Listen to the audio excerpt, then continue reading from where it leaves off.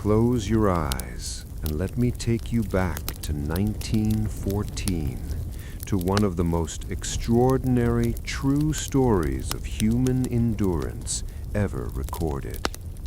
This is a tale of 28 men trapped in the most hostile environment on Earth, a story so incredible that if it were fiction, no one would believe it.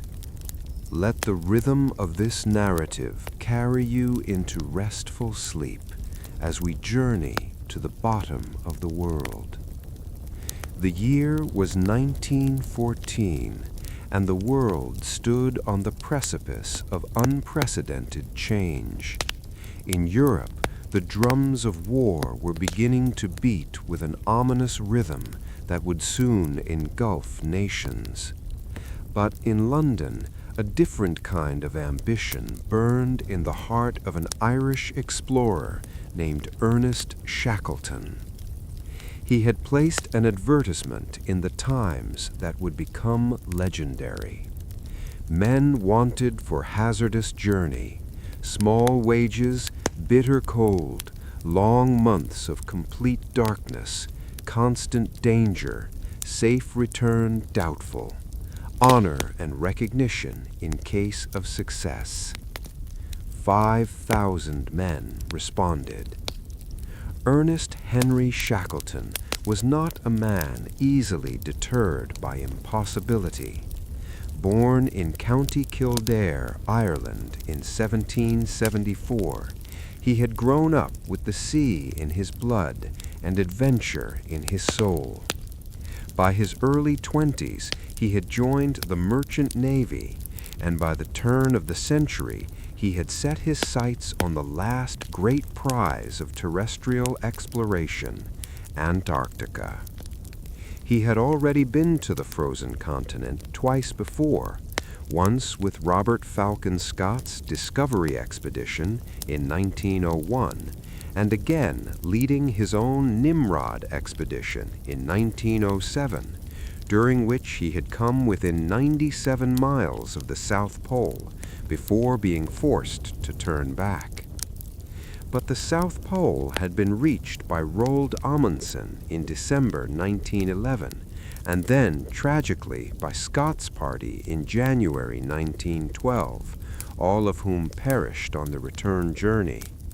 The age of polar firsts seemed to be closing, yet Shackleton, ever the visionary, conceived of something even more audacious, the Imperial Trans-Antarctic Expedition. His plan was breathtaking in its ambition.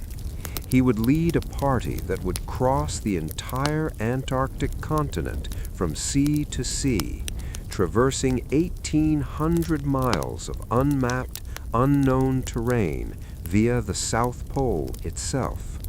It would be the longest unsupported journey in polar history. To accomplish this feat, Shackleton assembled a crew that would become legendary. There was Frank Worsley, a New Zealand-born ship's captain with an uncanny ability to navigate by the stars, even in the most treacherous conditions.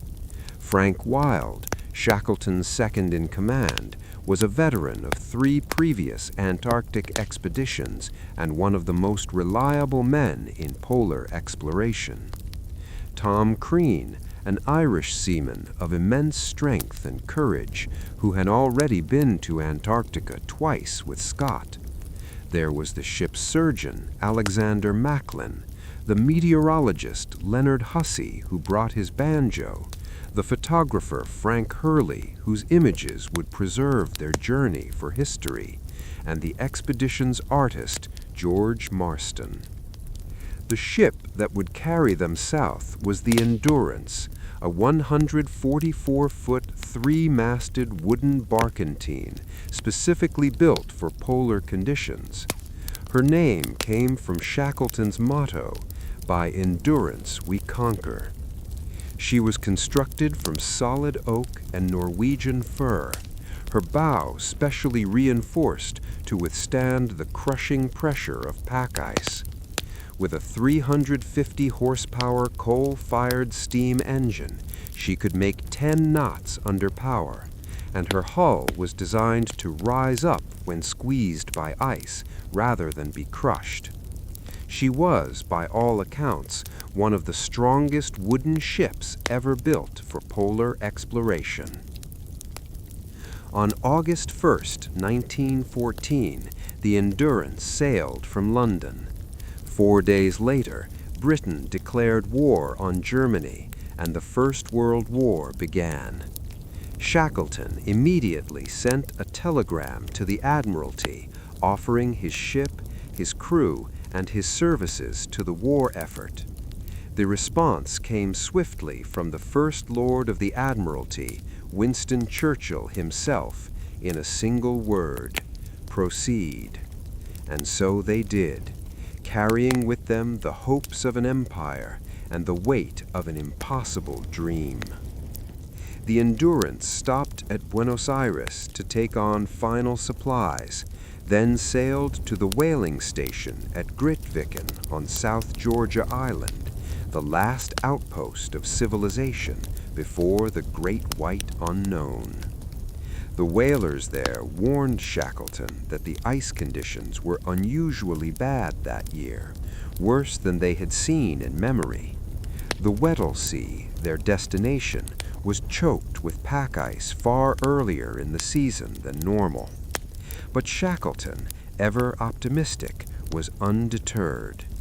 On December 5, 1914, the Endurance left South Georgia and steamed south into the Scotia Sea. For the first few days, the weather was remarkably clear and the sailing smooth. The crew settled into the routines of shipboard life. The dogs, 69 of them brought along to pull the sledges once they reached land, were housed in specially built kennels on deck called dog-loos. The men played football on the ice floes when the ship stopped, and in the evenings they gathered in the wardroom for meals, conversation, and music.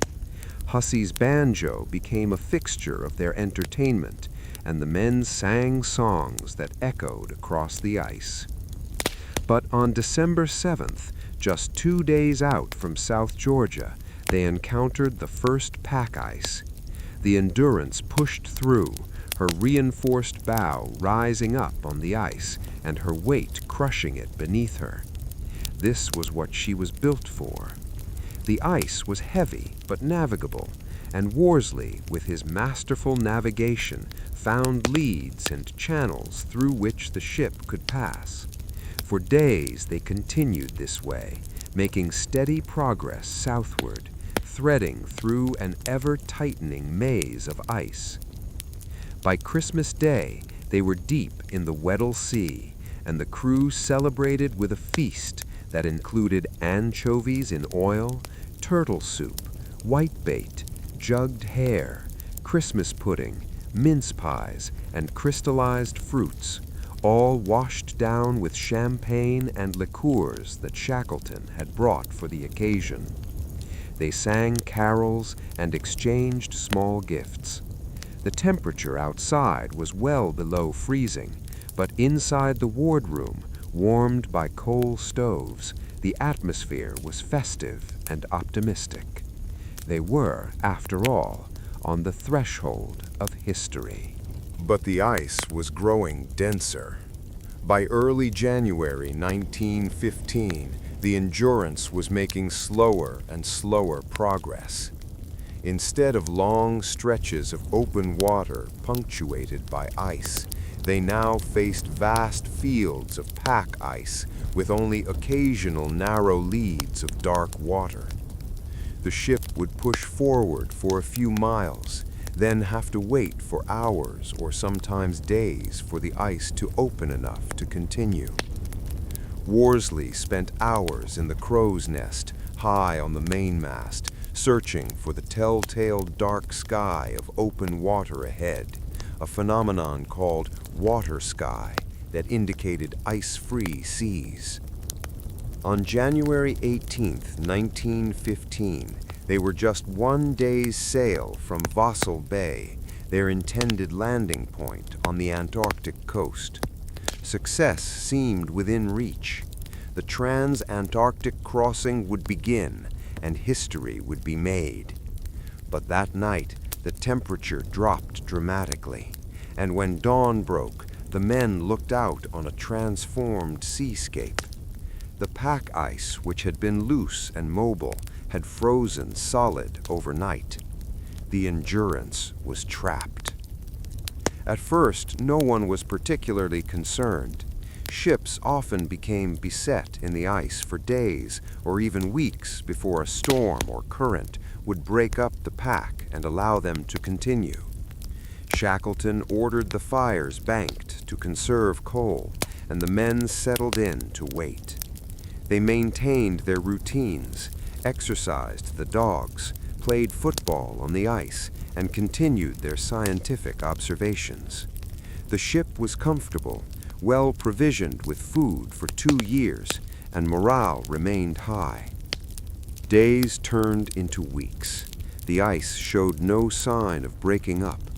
The Endurance drifted with the pack, moving in a slow circle at the mercy of the currents beneath the ice.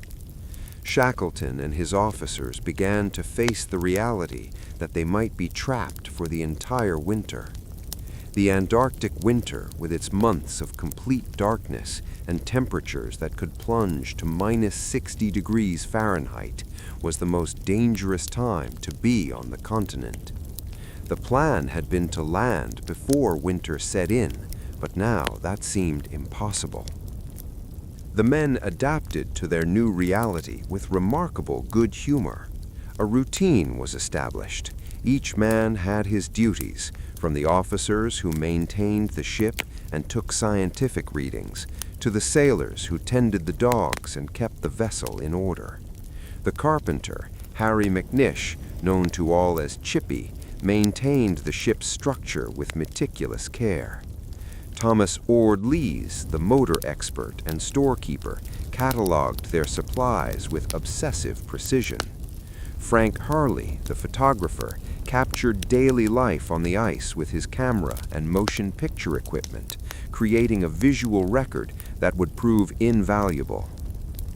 The dogs provided endless entertainment and companionship. Each man adopted favorites among the animals, and distinct personalities emerged. There was Samson, the largest and strongest of the dogs, and Mrs. Chippy, who, despite her name, was actually a male cat belonging to the carpenter McNish. The animals helped maintain morale during the long, dark winter months that lay ahead. As autumn gave way to winter, the sun set for the last time in April, and darkness descended on the Endurance. For the next 4 months, the men would live in twilight and night. The ship became an island of light in an ocean of darkness. Inside, it was warm and relatively comfortable. Shackleton was a master of maintaining morale, and he ensured that the men stayed busy and entertained. There were regular lectures on various subjects, from meteorology to polar navigation. The scientists continued their work, measuring ice thickness, observing the stars, and recording meteorological data. In the evenings, they gathered for sing-alongs, debates, and games. But outside, invisible forces were at work. The ice was never still. Driven by wind and current, the pack ice was in constant grinding motion. Massive pressure ridges formed where ice floes collided, creating walls of broken ice 30 feet high or more. The sounds were otherworldly: groans, cracks, thunderous booms that echoed across the frozen sea. At times, the pressure was so great that the ice would rear up beside the ship like a living thing, heaving and buckling in slow motion. The Endurance was built to withstand ice pressure, her hull designed to rise up when squeezed. Throughout the winter months, she performed exactly as designed, lifted gently by the ice that pressed against her sides. but the pressure was relentless and growing stronger. By July, ominous cracks appeared in the ice around the ship. Worsley noted in his log that the grinding and pressure seemed to be increasing week by week. August arrived, and with it came the first glimmers of returning sunlight. The men's spirits rose with the sun. Perhaps the spring would bring relief, the ice would break up, and they could continue their journey. But the opposite happened. The returning warmth destabilized the ice, making it more mobile and more dangerous. The pack ice began to move with greater violence, and the pressure on the ship intensified. On October 24, 1915, disaster struck. A massive pressure wave moved through the ice, and the Endurance was caught in its grip. The ice pressed against her sides with unimaginable force. The crew heard timbers groaning and cracking. Water began to seep through the hull. The ship's stern was lifted completely out of the water, and her beams twisted and bent. The sound was described as being like an enormous tree being slowly splintered and torn apart. Shackleton gave the order to abandon ship. In the gathering Antarctic spring, with the sun low on the horizon, casting long shadows across the ice, 28 men climbed down from the Endurance onto the ice that had been their prison for 10 months.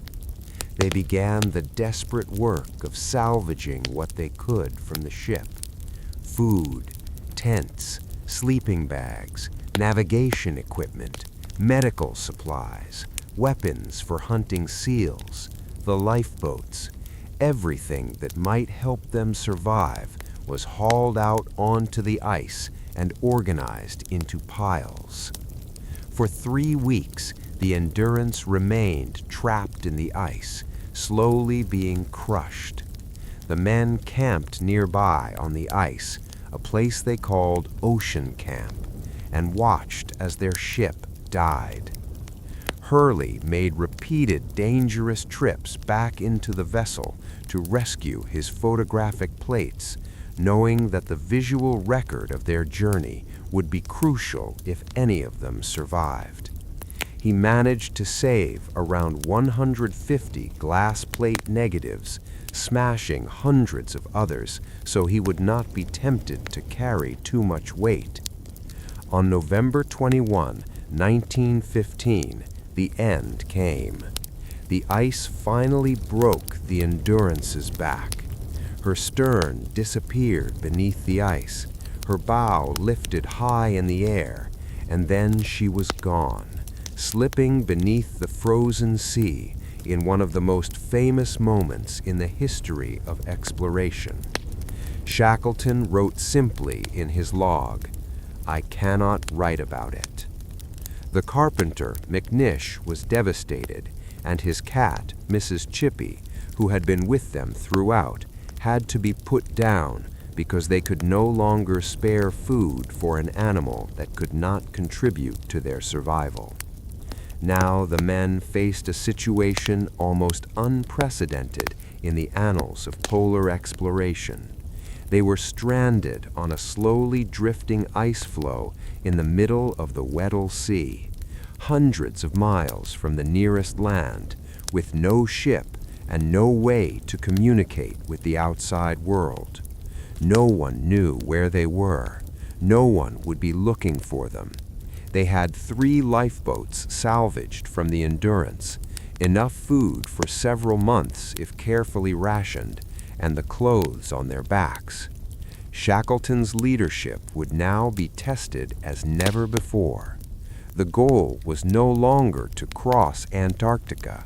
It was not even to conduct scientific research or achieve glory. The goal was simple: survival. Get every man home alive. That became Shackleton's obsession, his singular focus for the next 17 months. The plan, such as it was to march west across the ice toward Paulet Island, where Shackleton knew there was a cache of supplies left by a previous expedition.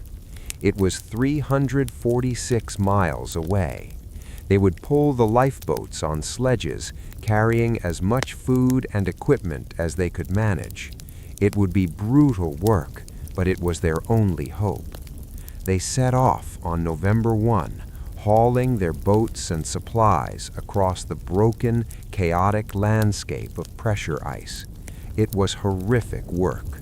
The ice was not flat, but jumbled into ridges and hummocks that had to be climbed over or cut through. The boats weighed over a ton each.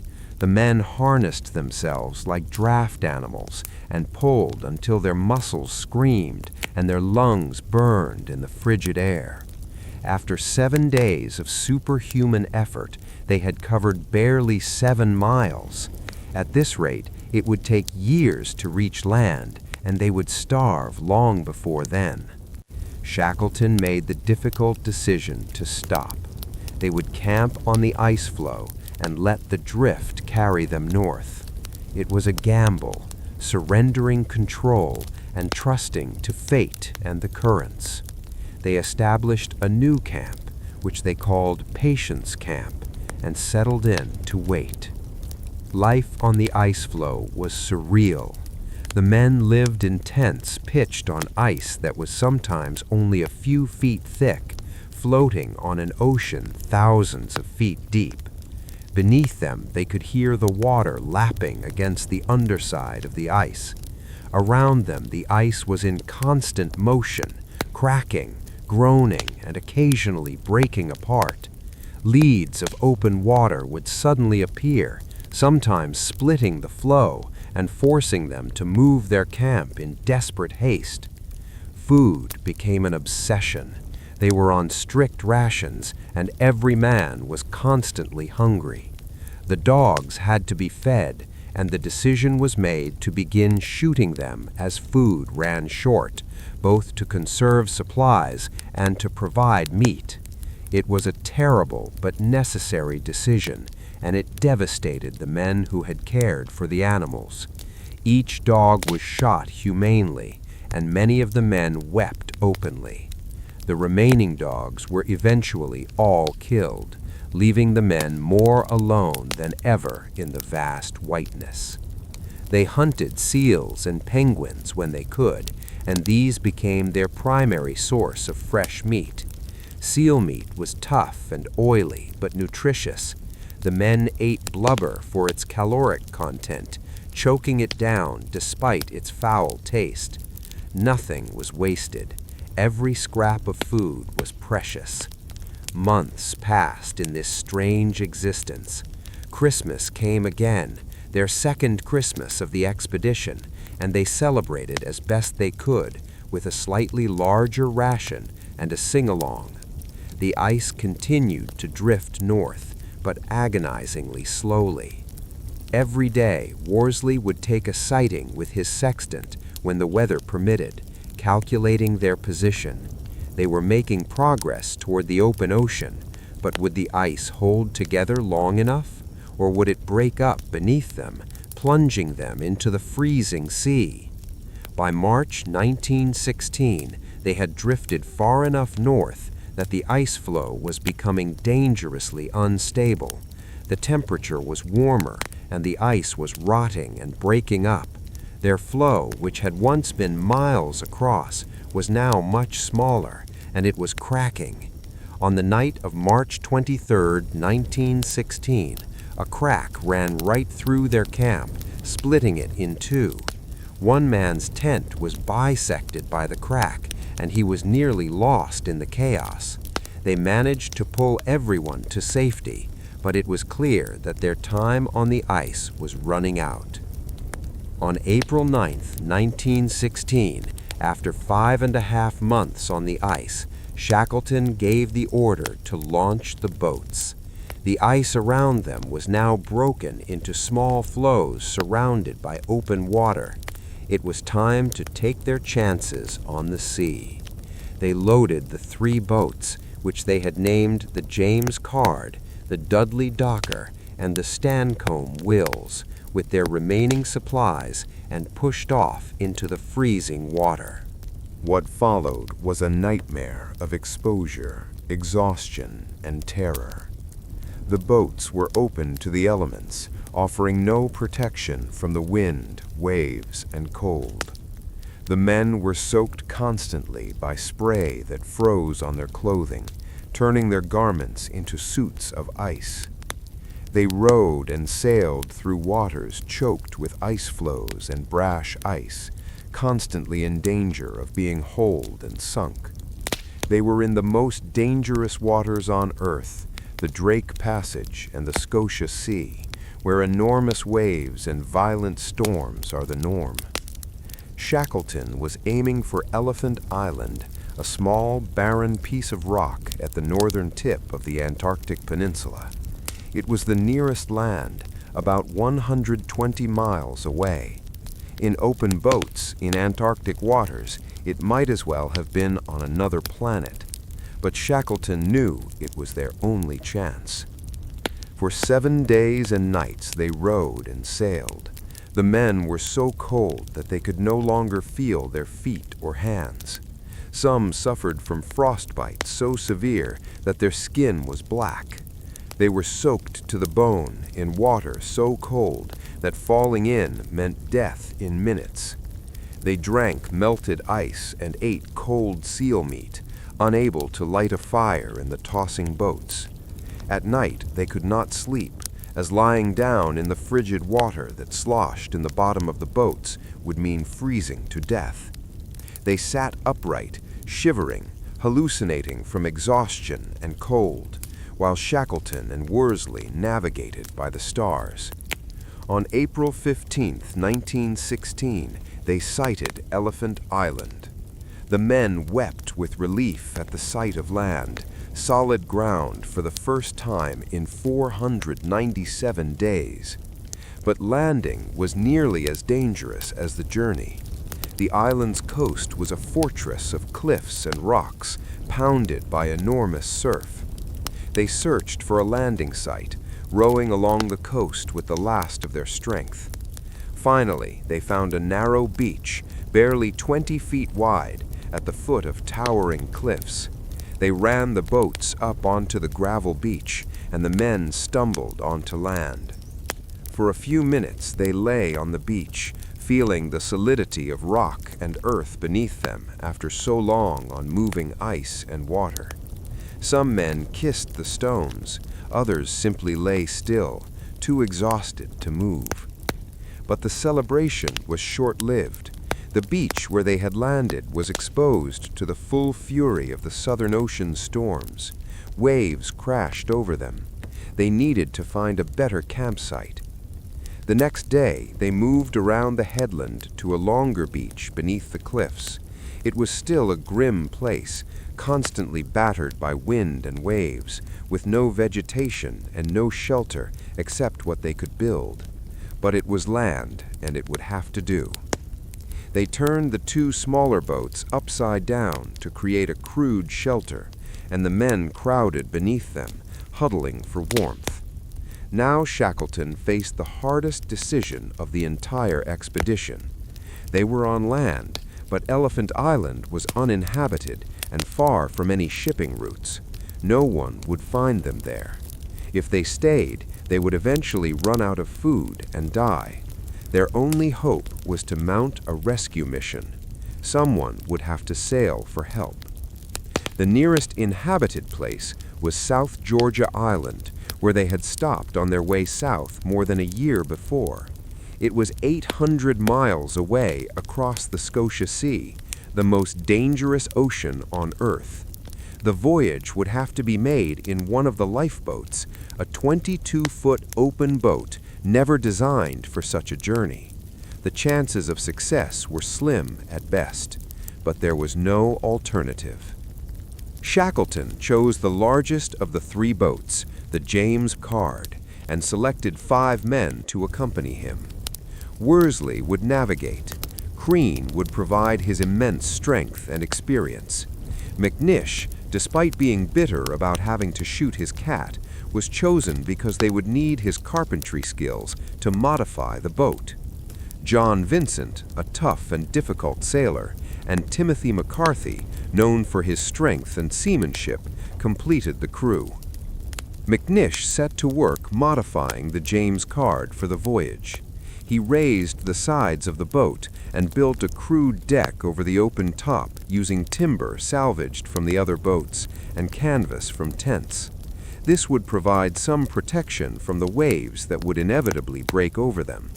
It was a tiny, fragile vessel in which to attempt one of the most dangerous ocean voyages ever contemplated. On April 24, 1916, the James Caird was launched from the beach at Elephant Island. The 22 men staying behind gathered to watch, waving and shouting encouragement. Frank Wild, Shackleton's second-in-command, was left in charge with instructions to wait for rescue. As the James Caird pulled away from the beach and headed out into the Scotia Sea, both groups knew they might never see each other again. What Shackleton and his 5 companions endured for the next 16 days is almost beyond comprehension. They were attempting to navigate 800 miles of the world's most treacherous ocean in a boat barely larger than a modern car, with no motor, no radio, and only the most basic navigation equipment. Worsley had to take sightings with a sextant while being tossed on massive waves in a tiny boat, a feat that required incredible skill and luck. The Southern Ocean is infamous for its storms and enormous waves.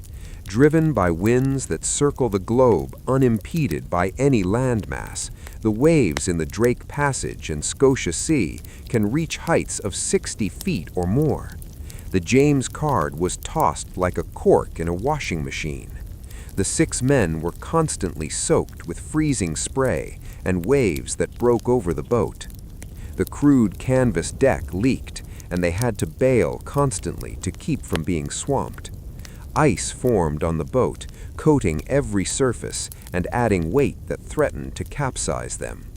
Periodically, they had to crawl onto the icy deck and chip away the ice with axes, a terrifying task, as one slip would mean being swept into the ocean and certain death. The temperature was well below freezing, and they were wet constantly. Frostbite claimed fingers and toes. They took turns at the helm, 2 hours on and 4 hours off, but there was no real rest. In the tiny space beneath the canvas deck, they lay in puddles of freezing water, trying to sleep while the boat pitched and rolled. Their food was cold seal meat and hard biscuits, washed down with melted ice. They had no way to heat food or dry their clothes. The Primus stove could be lit only occasionally and with great difficulty in the pitching boat, providing a few minutes of warmth and a mug of hot milk before it had to be extinguished to save fuel. Worsley's navigation was a masterpiece of seamanship. In 16 days at sea, he managed to get only 4 sightings with his sextant. 4 brief moments when the sun or stars were visible through the clouds and the boat was stable enough to take a reading. Yet with only those 4 observations, he navigated across 800 miles of open ocean and found South Georgia Island, a target barely 30 miles wide. It was navigation of almost impossible accuracy. On May 8, 1916, they sighted the mountains of South Georgia through the spray and mist. The relief was indescribable, but their ordeal was not over. They had reached the island, but they were on the south side, the uninhabited side. The whaling stations were on the north coast. They attempted to sail around the island, but a hurricane-force storm drove them back. At one point, a wave so enormous that Shackleton later said it was the largest he had ever seen in 26 years at sea, nearly swamped them. They managed to land in a small bay on the south coast, pulling the James Caird up onto the beach with the last of their strength. They had survived the impossible voyage, but they were still not safe. The whaling stations and help were on the other side of the island, across mountains that had never been crossed. The mountains of South Georgia rise to nearly 10,000 feet, covered in glaciers and ice fields. No one had ever traversed them. Shackleton, Worsley, and Crean would make the attempt. The other 3 men were too weak to travel.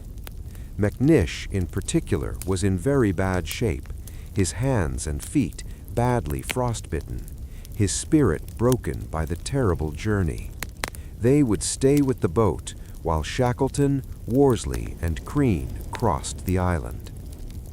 On May 19, 1916, after resting for a few days and eating as much as they could to regain strength, the 3 men set out.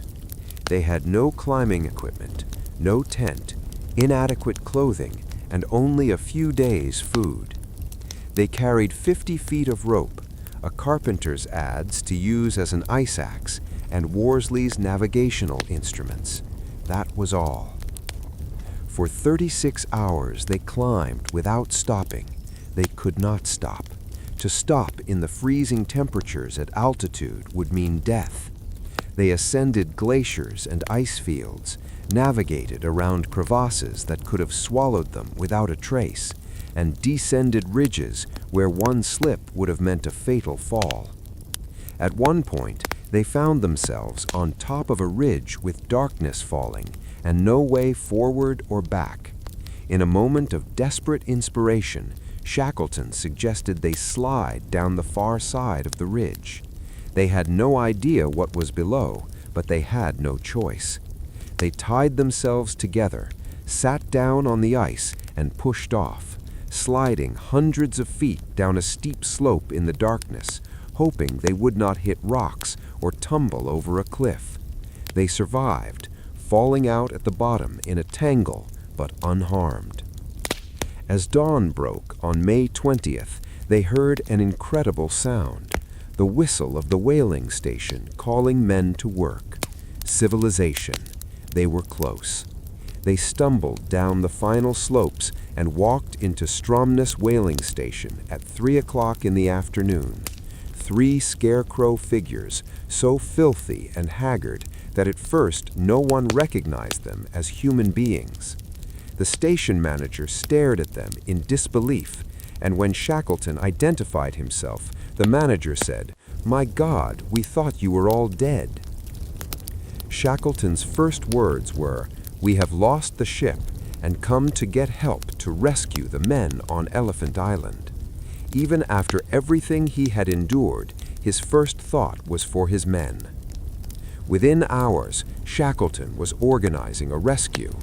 Worsley guided a ship around South Georgia to pick up McNish, Vincent, and McCarthy from the other side of the island. That was the easy part. Elephant Island was 600 miles across ice-choked seas. Shackleton made 4 attempts to reach the island over the next 3 months, each time being beaten back by pack ice. He was frantic with worry. The men on Elephant Island had food for perhaps a month when he left. It was now August. If they had not been able to hunt seals, they might already be dead. Meanwhile, on Elephant Island, the 22 men left behind lived in a state of increasing desperation. Wild, true to his promise to Shackleton, maintained discipline and morale as best he could. They had improvised a shelter by overturning the 2 remaining boats and building walls of stone around them. Inside this cramped, dark space, the men waited. They hunted seals and penguins when they could, but game was scarce. They were cold, hungry, and increasingly convinced that they would never be rescued, that Shackleton and his crew had perished in the attempt to reach South Georgia. Every day, Wild would pack up his sleeping bag and say, "Get your things ready, boys. The boss may come today."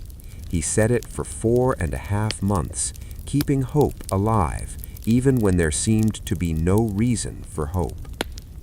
Finally, on August 25, 1916, after resting for a few days and eating as much as they could to regain strength, the Chilean steamship named Yelcho, with Shackleton standing at the bow, punched through the pack ice surrounding Elephant Island and approached the beach.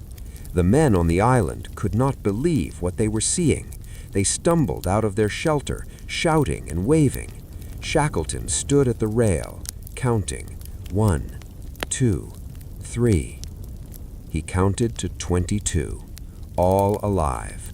Every man he had left on that beach was still alive. The rescue took less than an hour. The Yelcho could not linger in those dangerous waters. The men grabbed what few possessions they had and were ferried to the ship in boats. As they sailed away from Elephant Island, the men looked back at the barren beach that had been their home for 4.5 months, at the crude shelter that had kept them alive. They had survived. When they reached civilization in Punta Arenas, Chile, a few days later, the world was shocked. The Endurance expedition had been given up for lost. The men had been marooned in Antarctica for nearly 2 years. Yet Shackleton had brought every man home alive. Not a single life had been lost. In an age when polar expeditions routinely lost half their men or more, Shackleton had achieved the impossible. The story of the Endurance became legendary, a testament to human endurance, leadership, and the refusal to surrender in the face of overwhelming odds. Shackleton never achieved his goal of crossing Antarctica. The expedition was, by its original objectives, a complete failure. They had conducted no science, mapped no new territory, and planted no flags. But in that failure, Shackleton had achieved something far greater. He had demonstrated what human beings are capable of when pushed to the very limit of survival. In the years that followed, the world would analyze Shackleton's leadership, studying what he did right. He led by example, never asking his men to do anything he would not do himself. He maintained morale through the darkest times with his unfailing optimism and his genuine care for each member of his crew. He made hard decisions when necessary, but never wavered in his commitment to get every man home. When food was scarce, he ensured that the men received their full rations, even if it meant he went hungry. When spirits were low, he organized entertainment and activities to keep minds occupied. He knew each man's strengths and weaknesses and deployed them accordingly. Shackleton also demonstrated the importance of flexibility. When the original plan failed, he adapted. When the ship was lost, he focused on survival. When they reached Elephant Island, he took the incredible risk of the boat journey to South Georgia because it was the only option. Lesser leaders might have frozen in indecision or clung stubbornly to plans that no longer made sense. Shackleton was pragmatic, always asking himself what needed to be done next to increase their chances of survival. The men themselves showed remarkable qualities. Frank Wild's steady reliability as second in command kept the men on Elephant Island alive and sane during the long wait. Worsley's navigation in the James Caird was nothing short of miraculous. Crean's physical strength and mental toughness saw him through multiple moments when a weaker man would have given up. Even McNish, difficult and bitter about the loss of his cat, contributed his carpentry skills when they were desperately needed. Each man played his part, and that collective effort made survival possible. The story of the Endurance resonated deeply with a world that was, in 1916, in the midst of the First World War.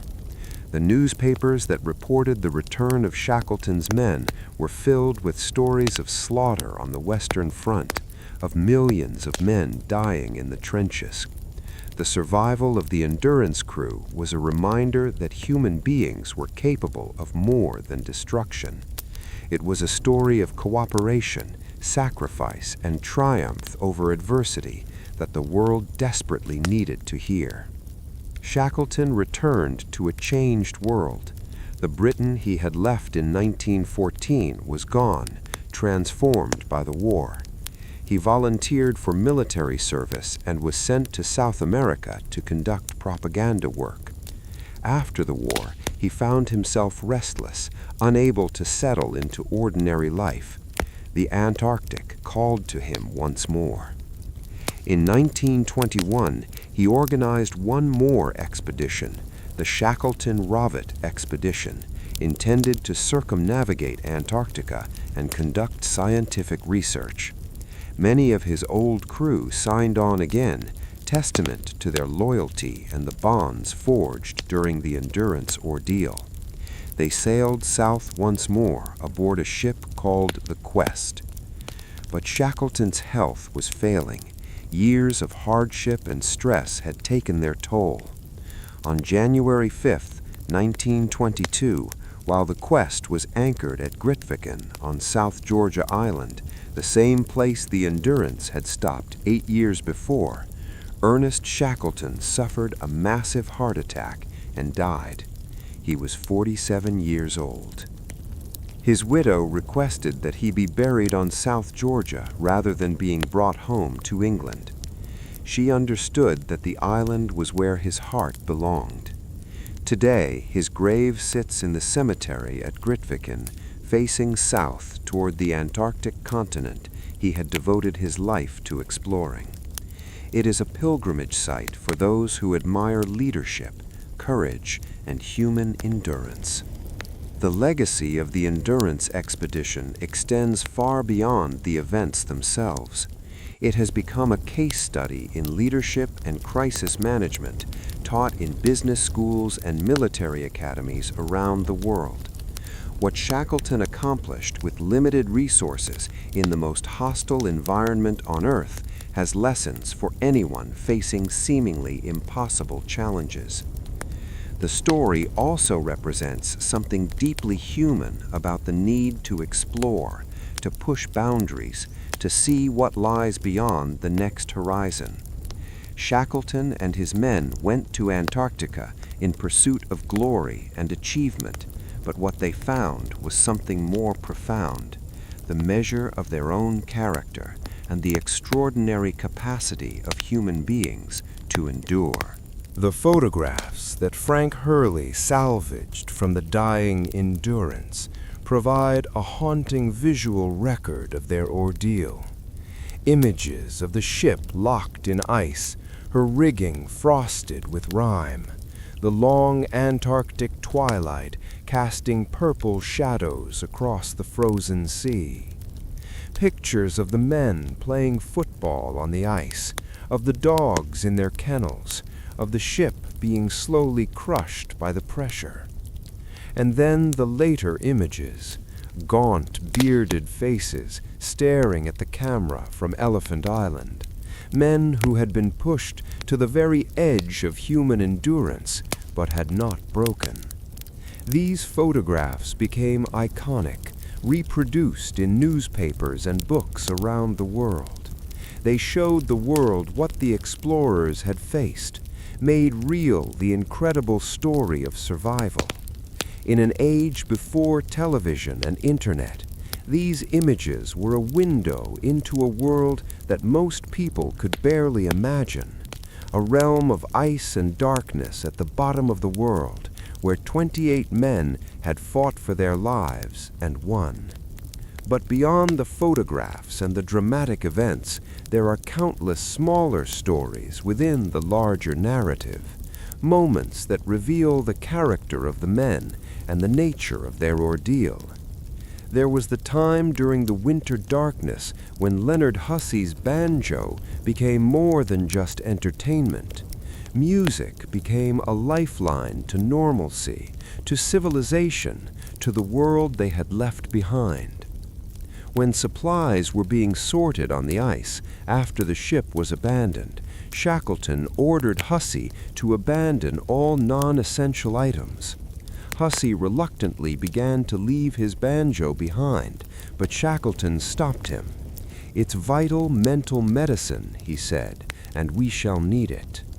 The banjo made the entire journey, carried through every hardship, and its music sustained the men through the darkest times.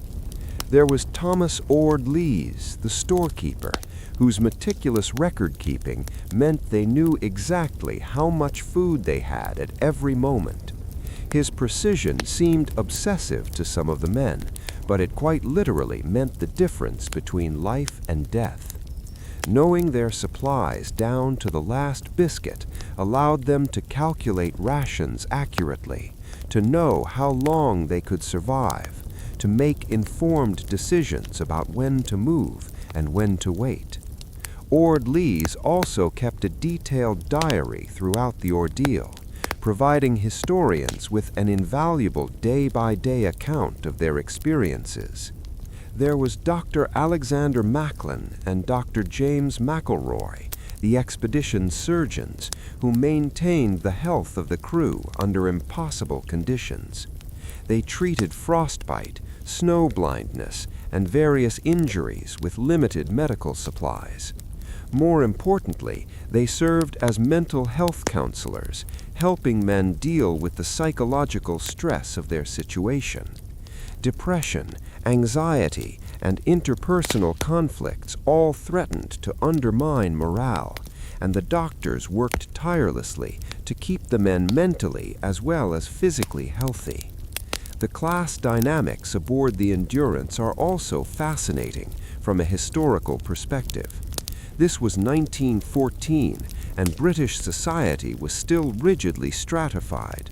The crew was divided into officers and seamen with distinct messes and different food allocations. Yet Shackleton, while maintaining necessary discipline and structure, worked to minimize these divisions. He rotated men between different boats during the journey to Elephant Island to prevent cliques from forming. He ensured that officers did not receive preferential treatment when it came to the hardest work. He understood that survival depended on unity, and artificial social divisions were a luxury they could not afford. This democratic approach was revolutionary for its time and contributed significantly to the expedition's success. In other polar expeditions, rigid social structures had led to resentment and division that undermined effectiveness.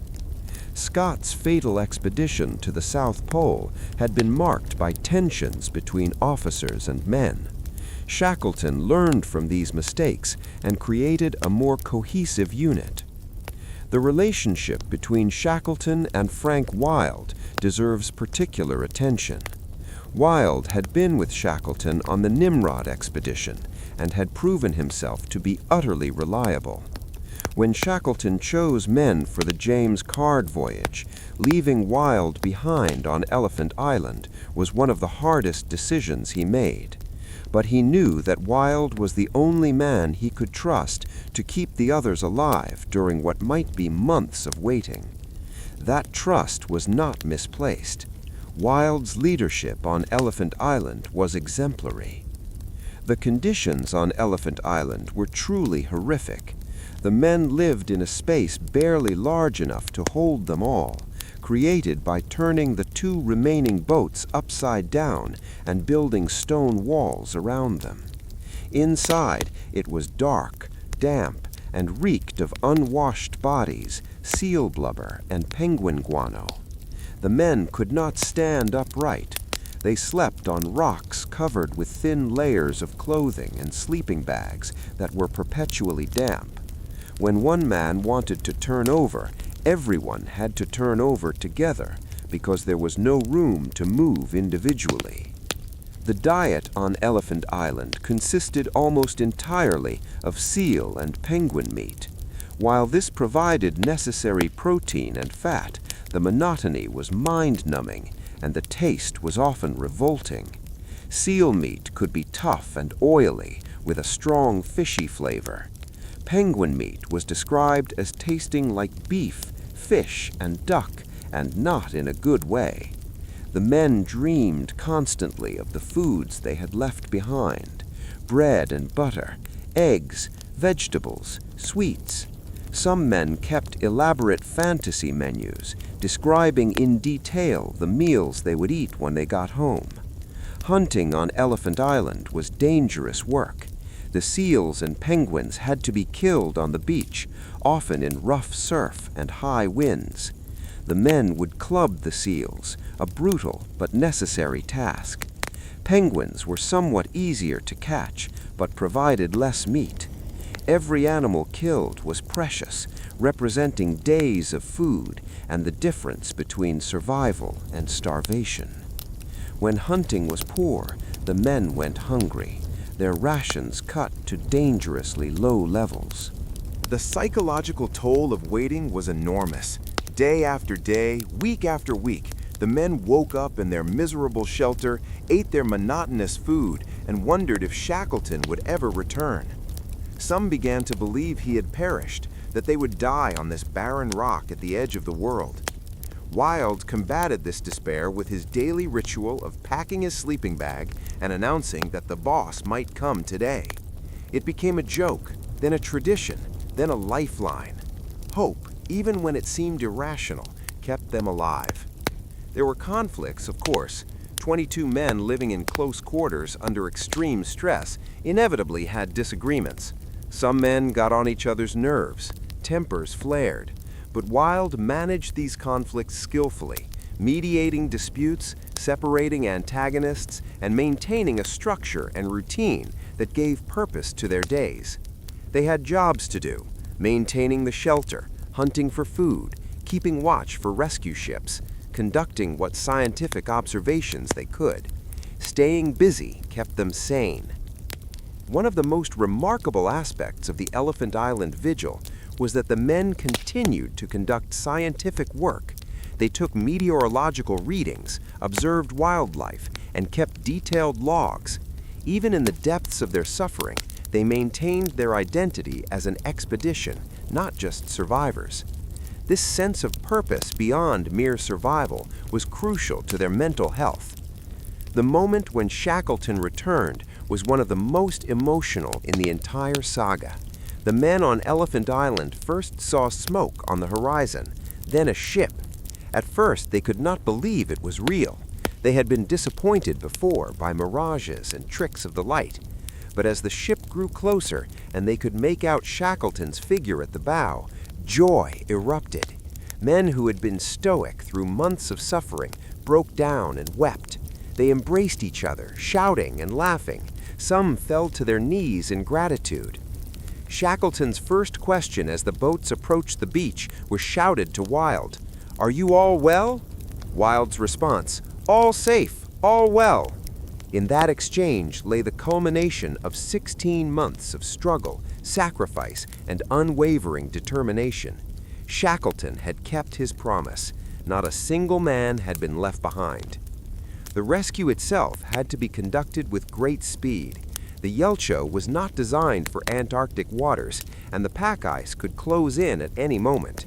The men grabbed what little they had and were ferried out to the ship.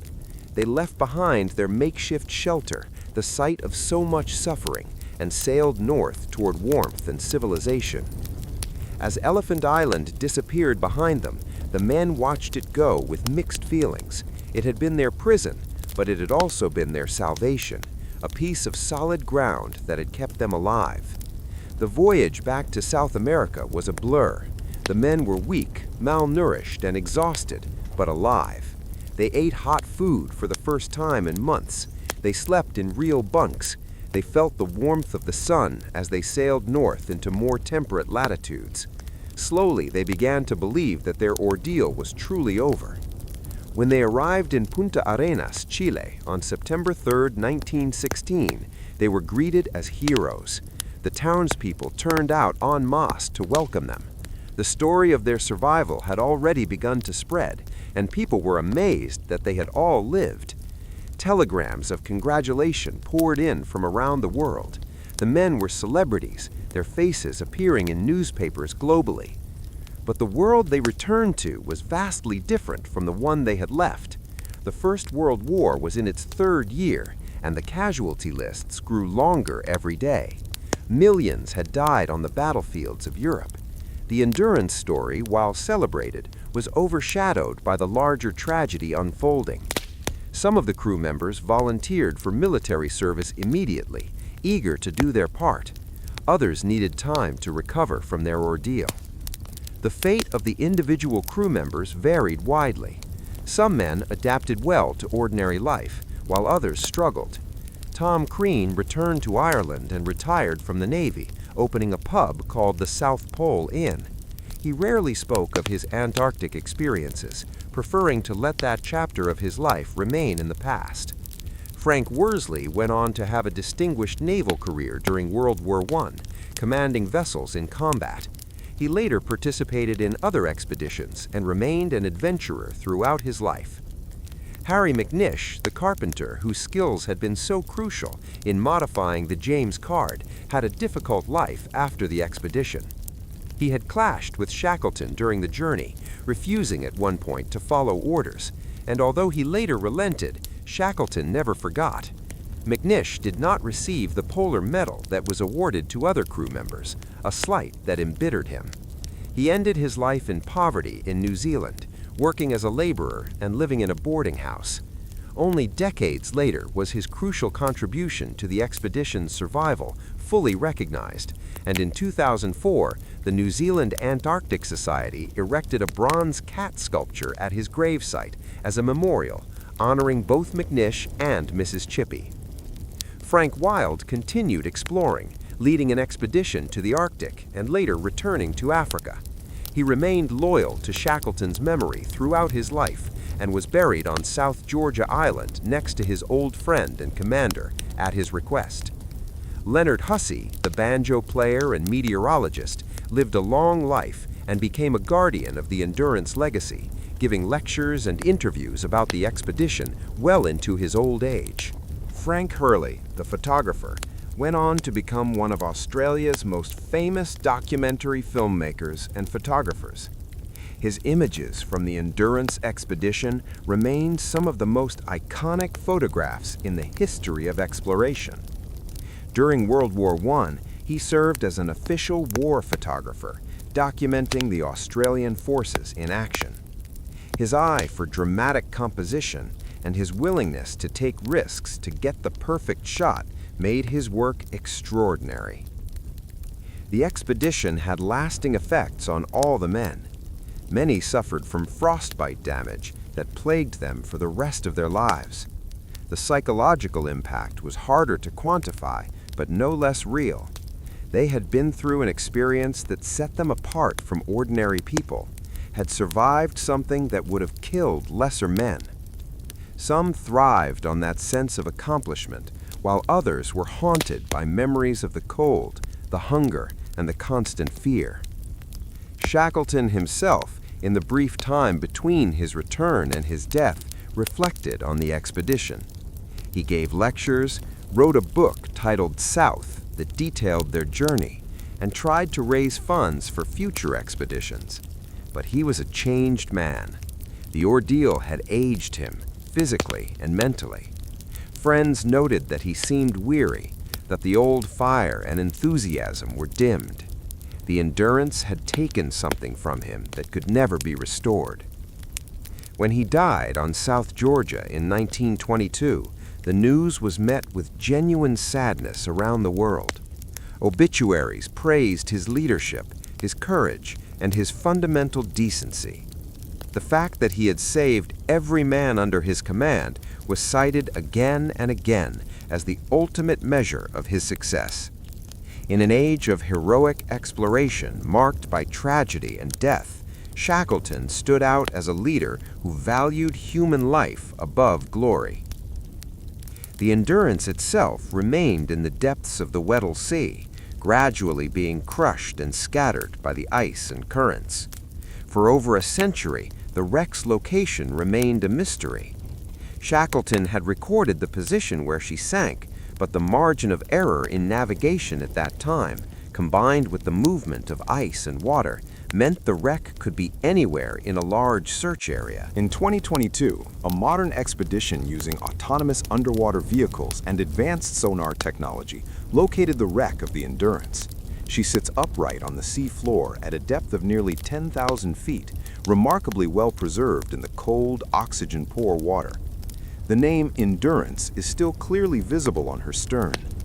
Images of the wreck showed her haunting beauty, a ghost ship from another age, her masts gone but her hull still intact. The discovery was a sensation, bringing the story of Shackleton and his crew back into the global spotlight. The enduring fascination with the Endurance expedition speaks to something fundamental in human nature. We're drawn to stories of survival against impossible odds, of leadership in crisis, of ordinary people doing extraordinary things. The expedition had all of these elements in abundance. It was a story of failure transformed into triumph, of disaster becoming inspiration. Modern leadership experts continue to study Shackleton's methods. Business schools use the Endurance expedition as a case study in crisis management, decision-making under pressure, and team building. Military academies examine his leadership style, his ability to maintain morale and discipline without resorting to authoritarianism. Psychologists analyze the group dynamics, the ways in which the men supported each other and resolved conflicts. Several key lessons emerge from Shackleton's leadership. First, he understood the importance of flexibility and adaptation.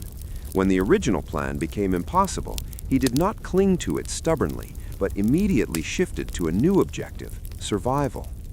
Second, he led by example, never asking his men to do anything he would not do himself. Third, he maintained optimism even in the darkest times, providing hope when there seemed to be no rational basis for hope. Fourth, he knew his men as individuals, understanding their strengths, weaknesses, and needs, and deployed them accordingly. Shackleton also understood the importance of small gestures and symbols. The banjo that he insisted Hussey keep, even when weight was critical, was more than just an instrument. It represented culture, civilization, and joy in a world of hardship. The extra rations he would slip to men who were struggling, the encouraging words at the right moment, the way he organized celebrations and maintained rituals, even in the most desperate circumstances, all of these small acts contributed to the cohesion and morale of the group. Another crucial aspect of Shackleton's leadership was his willingness to take risks when necessary, but not to gamble recklessly. The decision to attempt the voyage to South Georgia in the James Caird was enormously risky, but it was a calculated risk based on careful analysis of their situation. Staying on Elephant Island meant certain slow death. The boat voyage offered at least a chance of survival. Similarly, the decision to cross South Georgia's mountains rather than wait for the weather to improve enough to sail around was a calculated risk. They could not afford to wait. Shackleton's relationship with his men was complex. He was not everyone's friend. He could be demanding, stubborn, and difficult. Some men, like McNish, clashed with him and carried grudges. But even those who disagreed with him or disliked his methods generally respected his judgment and trusted his commitment to their welfare. He was not trying to be popular. He was trying to keep them alive. The expedition's legacy extends into popular culture as well. Numerous books have been written about the Endurance, from Shackleton's own account to modern historical analyses and even children's books. The story has been dramatized in documentaries, television programs, and is being developed as a feature film. The famous recruitment advertisement that Shackleton supposedly placed, while its exact wording may be apocryphal, has become an iconic representation of the expedition's spirit and is often quoted in discussions of adventure and risk-taking. The contrast between Shackleton's approach and that of his contemporary, Robert Scott Cannon, is instructive. Scott's Terra Nova expedition to reach the South Pole, which ended in tragedy with Scott and his companions dying on the return journey, was marked by poor planning, bad luck, and rigid adherence to British naval traditions that were poorly suited to Antarctic conditions. Scott's expedition was better funded and had more resources than Shackleton's, yet it ended in disaster, while Shackleton, despite losing his ship and all his equipment, saved every man. The difference lay largely in leadership style and decision-making. Scott was a product of the British naval system, accustomed to hierarchy, discipline, and doing things by the book. Shackleton was more pragmatic and flexible. Scott insisted on man-hauling sledges in the belief that it was more noble than using dogs, a decision that contributed to the team's exhaustion. Shackleton used whatever methods worked. Scott's expedition was focused on achievement and scientific glory. Shackleton's, once the ship was lost, was focused solely on survival. This is not to diminish Scott's courage or his contributions to polar exploration and science, but the comparison highlights different approaches to leadership and risk management. Scott was willing to sacrifice men for glory. Shackleton sacrificed glory to save men. Both men were products of their time and culture, but history has been kinder to Shackleton's memory because he brought everyone home. The scientific legacy of the Endurance expedition is unfortunately minimal. The loss of the ship meant that most of the scientific equipment and data was lost. The specimens and observations that might have contributed to scientific knowledge were abandoned or destroyed. However, the expedition did contribute some meteorological and geographical information, and the photographs and accounts provided valuable documentation of Antarctic conditions and wildlife. In a larger sense, though, the Endurance expedition contributed to science by demonstrating what human beings could survive and how they could adapt to extreme environments. The medical observations made during the expedition, the psychological insights gained from studying men under extreme stress, and the lessons learned about nutrition, clothing, and equipment in polar conditions all added to the body of knowledge about human survival in hostile environments. The equipment and clothing used by the Endurance crew, while state-of-the-art for 1914, seems primitive by modern standards. Their cold weather gear consisted of wool and animal furs, which have the disadvantage of becoming wet and staying wet in the damp Antarctic environment. Modern polar explorers use synthetic materials that wick moisture away from the body and provide insulation even when wet. The crew's sleeping bags were made of reindeer hide, and while warm when dry, became less effective when damp. Their food was heavy on preserved meats, biscuits, and pemmican, a concentrated mixture of fat and protein that provided enormous calories in a small package, but was monotonous to eat. They lacked fresh fruits and vegetables, putting them at risk for scurvy, though the fresh seal and penguin meat they hunted provided enough vitamin C to prevent the disease. Modern polar expeditions carry freeze-dried foods, vitamin supplements, and carefully calculated rations designed to provide optimal nutrition. The navigation equipment available to Worsley was basic by today's standards. He had a sextant for celestial navigation, a chronometer for timekeeping, and charts of varying accuracy. There was no GPS, no satellite communication, no weather forecasting beyond what they could observe and predict based on experience. Worsley's navigation of the James C. Card to South Georgia, given these limitations, was a masterpiece of skill and luck. A modern navigator with GPS could make the same journey with confidence. Worsley had to rely on his skill, experience, and 4 brief glimpses of the sun over the clouds over 16 days at sea. The lack of communication with the outside world made their situation even more precarious. Once they left South Georgia in December 1914, they had no way to contact anyone. The world did not know where they were or what had happened to them. When they failed to emerge from Antarctica as planned, people assumed they had died. There was no way to call for help, no emergency beacon, no rescue coordination center monitoring their position. They were utterly alone. This isolation is difficult for modern people to fully comprehend. In our connected world, where we can communicate instantly with people on the other side of the planet, where emergency services can track our location through our phones, where weather forecasts are available at the touch of a button.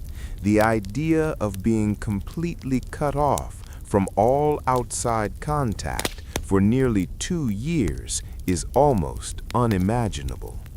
Yet this was the reality for polar explorers in the early 20th century. They ventured into the unknown, and if disaster struck, they were on their own. The psychological impact of this isolation cannot be overstated. The men knew that no one was coming to help them, that their survival depended entirely on their own efforts and ingenuity. This knowledge could have been paralyzing, could have led to despair. Instead, under Shackleton's leadership, it became empowering. Since no one else could save them, they would save themselves. The expedition also highlighted the importance of mental attitude in survival situations.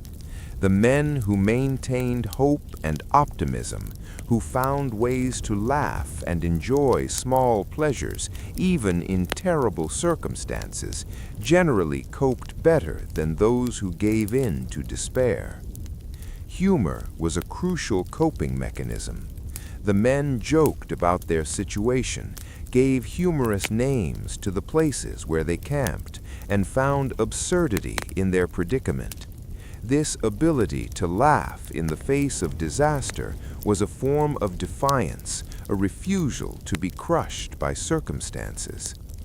One of the most poignant aspects of the expedition was the disconnect between what the men were experiencing and what was happening in the rest of the world.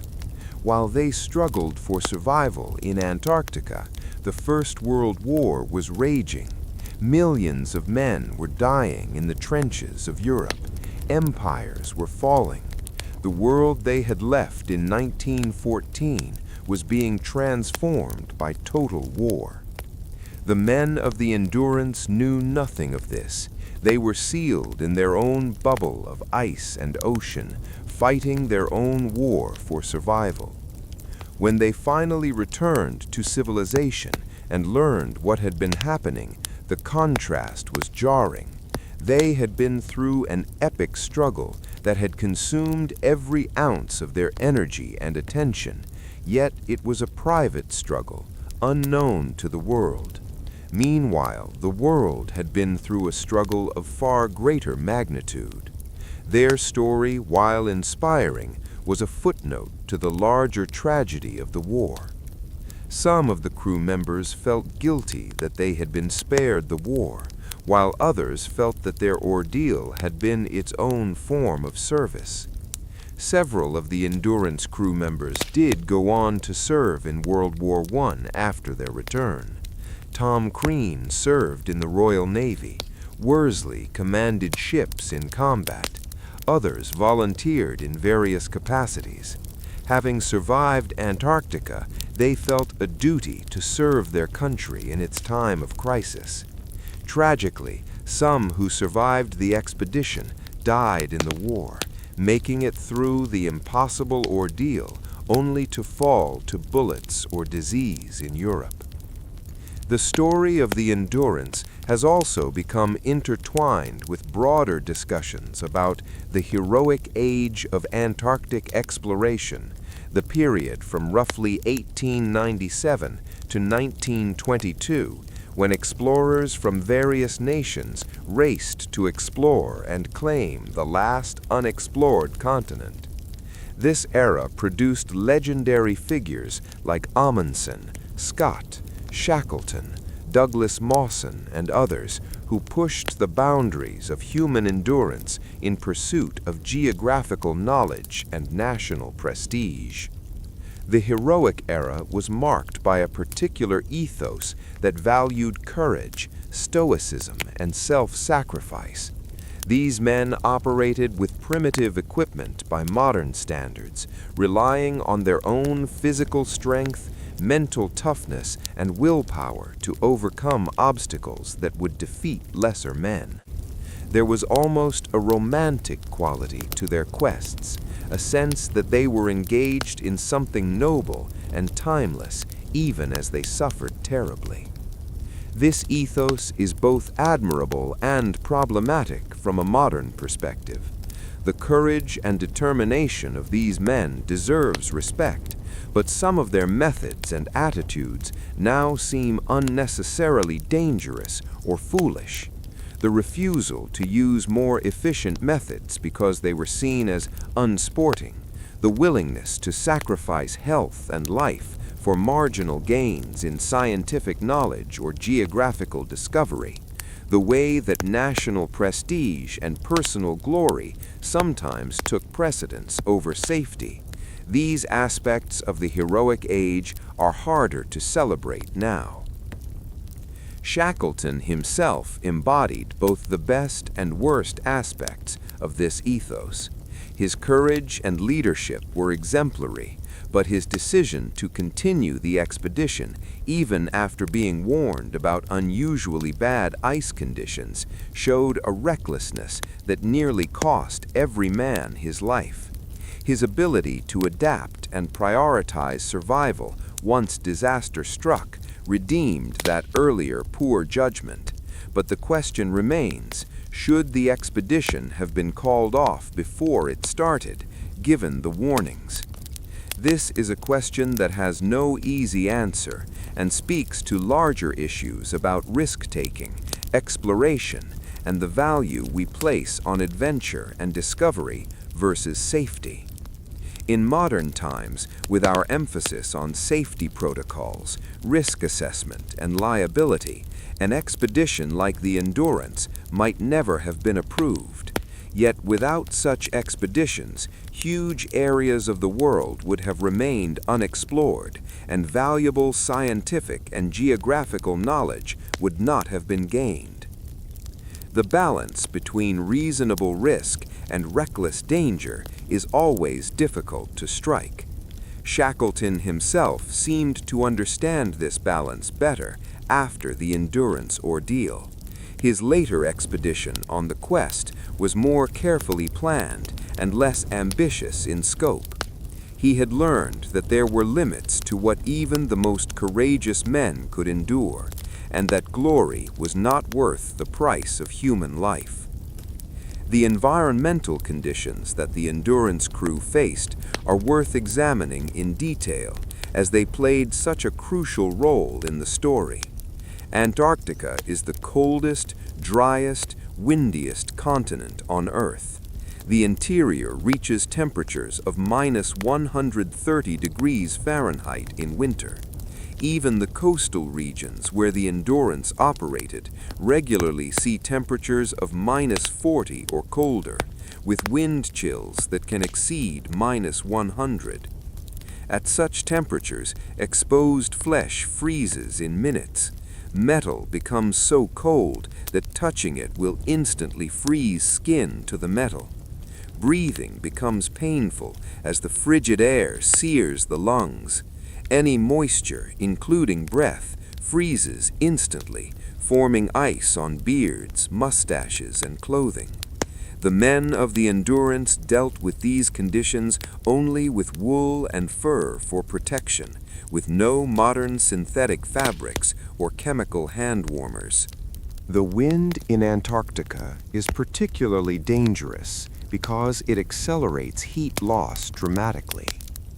The katabatic winds that flow down from the interior ice sheet can reach hurricane force, blowing continuously for days.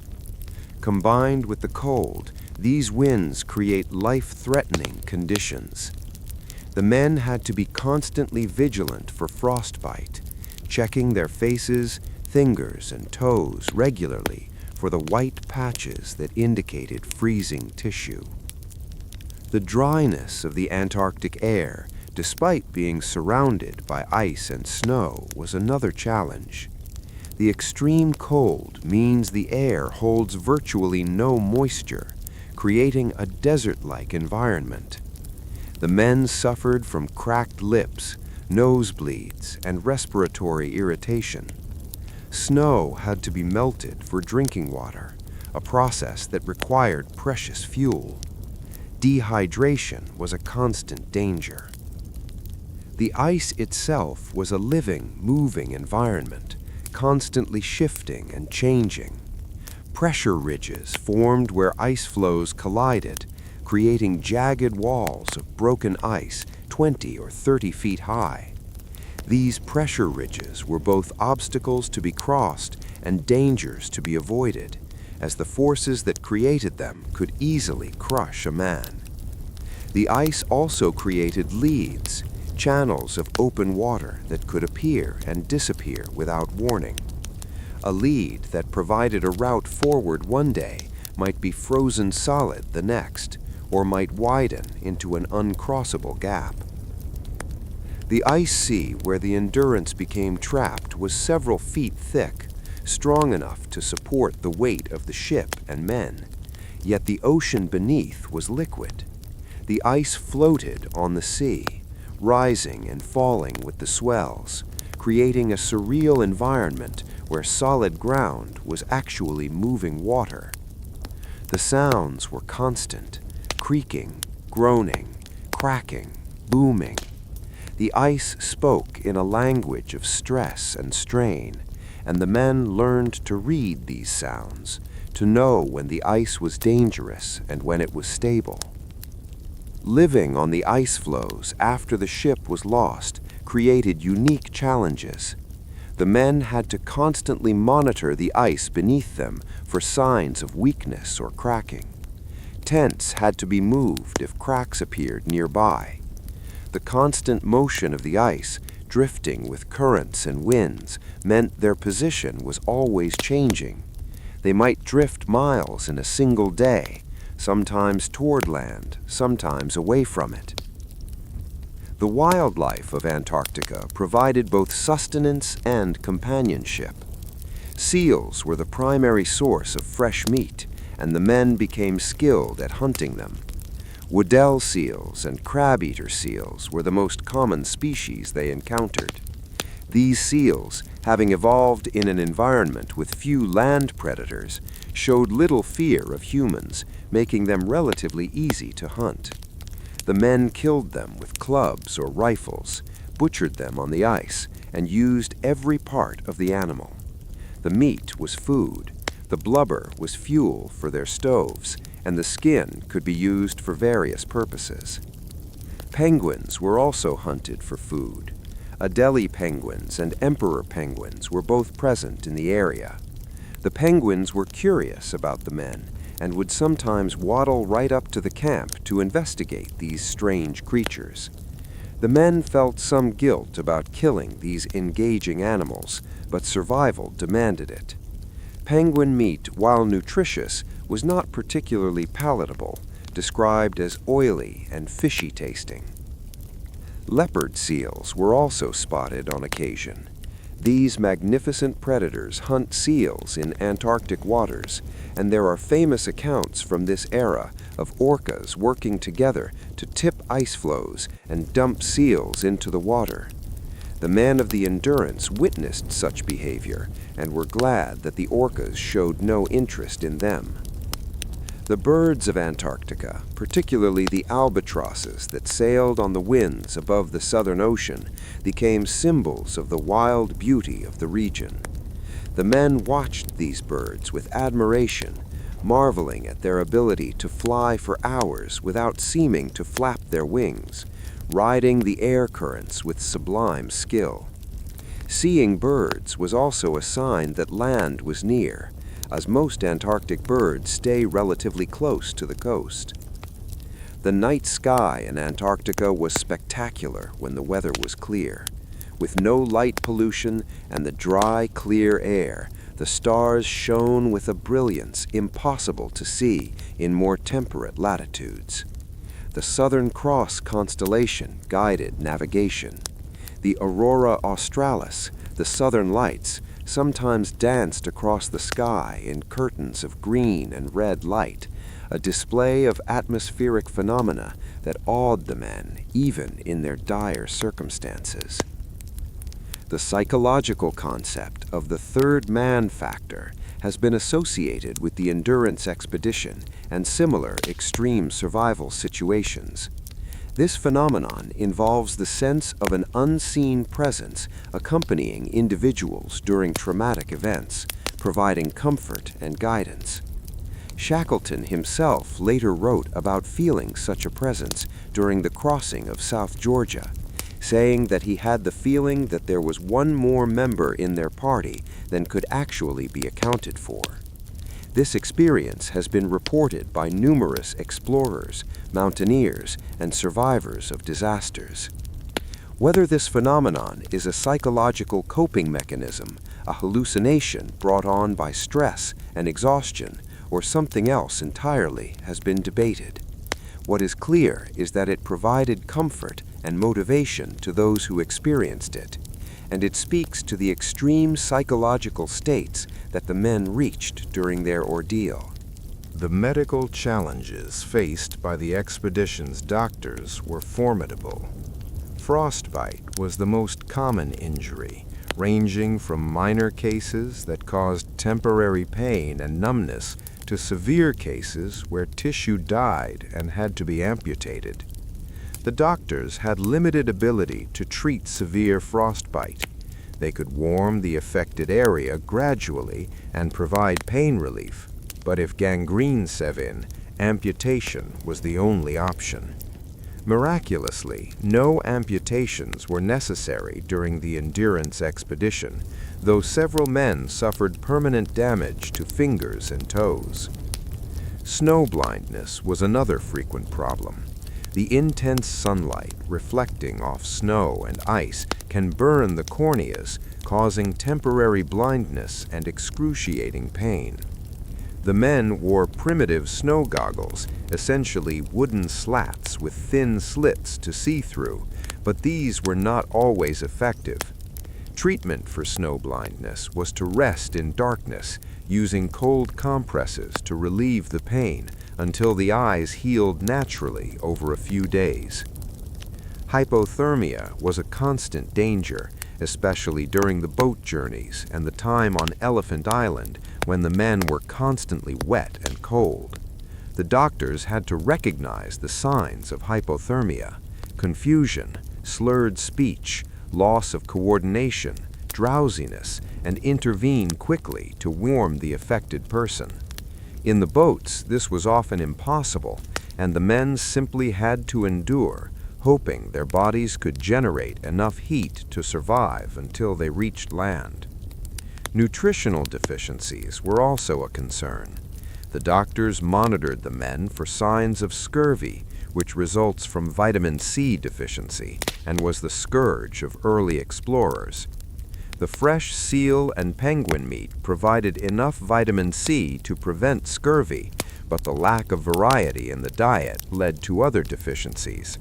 The men craved foods they could not have: fruits, vegetables, bread, sweets. These cravings were partly psychological, but also reflected genuine nutritional needs. The psychological challenges were in many ways more difficult to treat than the physical ones. Depression, anxiety, and interpersonal conflicts all threatened the cohesion of the group. Some men became withdrawn and uncommunicative. Others became irritable and argumentative. The doctors, along with Shackleton and Wild, had to identify these problems early and intervene. Sometimes this meant simply talking to a man who was struggling, listening to his fears and concerns. Other times it meant mediating disputes between crew members or adjusting work assignments to separate men who were not getting along. Sleep was another medical concern. The conditions on Elephant Island made restful sleep nearly impossible. The men were cold, cramped, and uncomfortable. Some developed insomnia, lying awake for hours in the darkness. Chronic sleep deprivation affected mood, judgment, and physical health. The doctors tried to ensure that men got as much rest as possible, but there was little they could do to improve the sleeping conditions. The ingenuity displayed by the crew in adapting to their circumstances was remarkable. They created cooking stoves from salvaged metal using seal blubber as fuel. They repaired and modified their boats repeatedly as damage occurred. They fashioned repairs to clothing and equipment using whatever materials were available. The carpenter McNish's modification of the James Caird, building a deck over the open boat using timber from the other boats and covering it with canvas, was a masterpiece of improvisation that made the voyage to South Georgia possible. The men also found ways to maintain hygiene and cleanliness despite the difficult conditions. They washed when possible, though this often meant using melted snow and ice water that was barely above freezing. They tried to keep their living areas as clean as possible, though on Elephant Island this was nearly impossible in the cramped, dark shelter. Poor hygiene contributed to their misery and health problems, but they did their best with what they had. Entertainment and recreation were important for maintaining morale. Hussey's banjo provided music for singing. The men told stories, both true tales of their past adventures and fictional stories they invented. They played games with dice and cards. They held debates on various topics, sometimes serious discussions of philosophy or politics, sometimes silly arguments about trivial matters. These activities served to pass the time and keep minds active during the long waits. Education also continued during the expedition. The scientists gave lectures on their specialties. Worsley taught navigation. The doctors discussed medicine and physiology. These lectures served multiple purposes. They maintained intellectual engagement. They passed knowledge to crew members who might need it, and they reinforced the sense that they were still an expedition, still engaged in a meaningful enterprise, not just struggling to survive. The men also took photographs and kept diaries throughout their ordeal, creating an invaluable historical record. Hurley's photographs are justly famous, but many other crew members also took pictures or kept detailed written accounts. These personal records provide intimate glimpses into the daily life of the expedition and the thoughts and feelings of the men. Reading these diaries and accounts now, more than a century later, what strikes the reader is how ordinary much of it seems. Yes, there are moments of high drama and danger, but there are also long stretches of routine, boredom, and mundane concerns. The men worried about trivial things, gossiped about each other, complained about the food and the weather. In the midst of an epic survival story, they remained fundamentally human, with all the petty concerns and foibles that entails. This ordinariness is part of what makes the story so compelling. These were not supermen or mythical heroes. They were ordinary people placed in extraordinary circumstances who rose to the challenge. Any of us might wonder how we would perform in such a situation, whether we would have the strength and courage to endure what they endured. The story suggests that perhaps we might, that the capacity for such endurance exists in all of us if the need arises. The leadership lessons from the Endurance expedition have been applied in various contexts, from business to military operations to space exploration. NASA, for example, has studied the expedition when developing protocols for long-duration space missions, where crews will be isolated for months or years in confined quarters under stressful conditions. The psychological and interpersonal challenges faced by the Endurance crew have parallels in space exploration. Business leaders have drawn on Shackleton's example when managing companies through crises. The importance of clear communication, maintaining morale, adapting to changing circumstances, and taking care of team members are all lessons that apply in corporate environments as well as on Antarctic ice floes. Books and seminars on Shackleton's leadership have become a small industry. Military organizations have studied the expedition for insights into leadership under combat conditions, the way Shackleton maintained discipline while fostering loyalty, the way he made difficult decisions under pressure, and the way he managed scarce resources all have military applications. Some military academies include the endurance story in their leadership curriculum. The expedition has also been examined from the perspective of team dynamics and group psychology.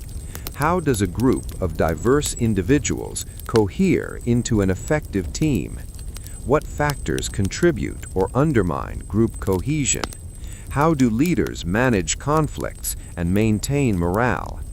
The Endurance Expedition provides a real-world case study of these issues played out over a period of nearly 2 years in the most stressful conditions imaginable. Scholars have also analyzed the cultural and historical context of the expedition. The early 20th century was an era of imperialism, where European nations competed to explore and claim territories around the world. Antarctica was the last unclaimed continent, and the race to explore it was part of this larger imperial project. Shackleton's expedition was funded partly by private donors, but also received support from the British government, which saw Antarctic exploration as a matter of national prestige. The gender dynamics of the expedition are also worth noting. This was an all-male expedition, typical of the era when exploration was considered men's work. Women were excluded from such expeditions, not because they lacked capability, but because of societal norms and prejudices. It would be many decades before women participated as full members of Antarctic expeditions. The all-male composition of the crew certainly affected group dynamics in ways that are difficult for us to fully understand from our different cultural perspective. The class dynamics, mentioned earlier, reflected the rigid social hierarchies of Edwardian Britain. Officers and seamen came from different social classes and were treated differently. Yet the extremity of their situation forced a degree of social leveling. When everyone is equally cold, hungry, and frightened, aristocratic pretensions matter less. Shackleton's relatively egalitarian leadership style helped bridge these class divides, though they never entirely disappeared. The religious faith of the crew members also played a role in their survival. Many of the men were religious and drew strength from prayer and belief in divine providence. Shackleton himself, while not particularly devout, understood the importance of faith to many of his men and supported religious observances. Sunday services were held when circumstances permitted, providing a sense of routine and connection to the world they had left behind. The concept of hope and its role in survival is central to the endurance story. Viktor Frankl, the psychiatrist and Holocaust survivor, wrote about the importance of maintaining hope and finding meaning in suffering as essential to survival in extreme circumstances. The men of the Endurance embodied this principle. Those who maintained hope, who believed they would eventually be rescued, generally coped better than those who gave in to despair. Yet hope had to be balanced with realism. False hope, expecting rescue when rescue was impossible, could be as destructive as despair. Shackleton walked this line carefully, encouraging the men to remain optimistic while also preparing them for hard realities. When he told them they would have to spend the winter on the ice, he did not sugarcoat the situation, but he also expressed confidence that they would survive if they worked together. The physical endurance required by the expedition is staggering to contemplate. The men hauled boats and supplies across broken ice, rowed and sailed through freezing seas, climbed mountains without proper equipment, and survived on minimal food for months. The sheer physical toll this took on their bodies was immense. They lost weight, their muscles atrophied from lack of proper nutrition, they suffered injuries and frostbite, but they kept going. Modern understanding of human physiology and nutrition makes clear just how close to the edge these men were operating. The caloric deficit they experienced, especially during the boat journeys and on Elephant Island, would have left them in a semi-starvation state. Their bodies were consuming their own muscle tissue for energy. Much longer without adequate food, and they would have begun to experience organ failure and death. The mental endurance was equally impressive. To remain focused and functional despite constant cold, hunger, and fear required extraordinary mental discipline.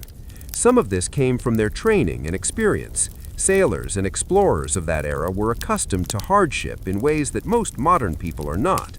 But it also required sheer willpower, the refusal to give up, even when giving up would have been the easier path. There were moments when individual men reached their breaking point, when they simply could not go on.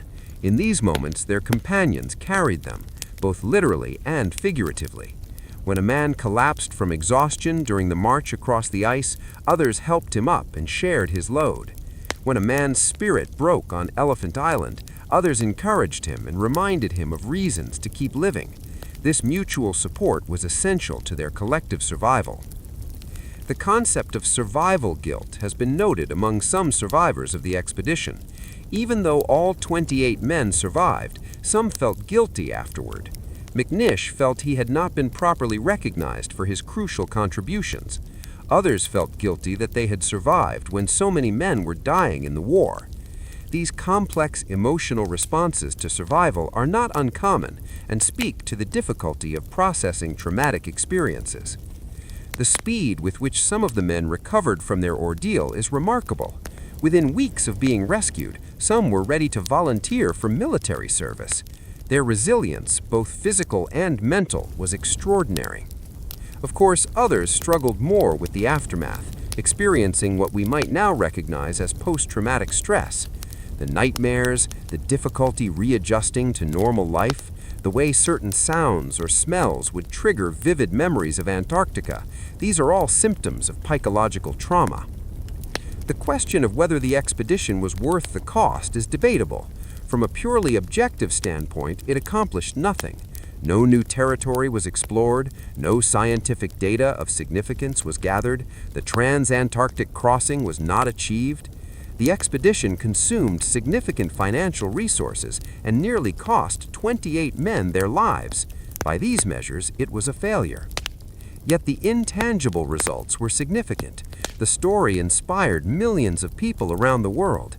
It provided a case study of leadership and survival that has educated countless others. It demonstrated the extraordinary capacity of human beings to endure and overcome adversity. These intangible benefits are difficult to quantify, but nonetheless real and valuable. The financial cost of the expedition was also significant. Shackleton had borrowed heavily to finance the venture and emerged deeply in debt. He spent years afterward lecturing and writing to pay off these debts. The expedition nearly bankrupted him, adding to the personal cost of his Antarctic adventures. Yet he never expressed regret about mounting the expedition, even though it ended in disaster. For Shackleton, the attempt itself was worthwhile, regardless of the outcome. The relationship between risk and reward in exploration is complex. Should explorers take great risks in pursuit of knowledge or achievement? At what point does the risk become too great to justify? These questions have no easy answers and depend partly on one's values and worldview.